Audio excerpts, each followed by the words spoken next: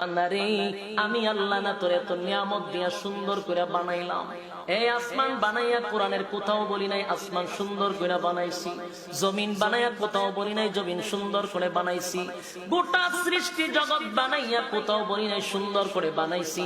কিন্তু মানুষ রে, তুই 3.5 হাত তোরে বানাইয়া কোরআনে একটা নয় দুইটা নয় 4টা কসম করে বলছি তোরে সুন্দর করে বানাইছি। একটা দুইটা না 4টা কসম করে আল্লাহ বলছে মানুষ তোরে সুন্দর করে আমি আল্লাহ বানাইছি।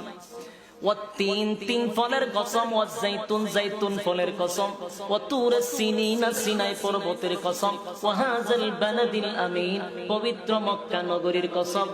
4টা কসম করে আল্লাহ বলেন লাকাদ খালাকনাল ইনসানা ফি আহসানি তাকওয়িম।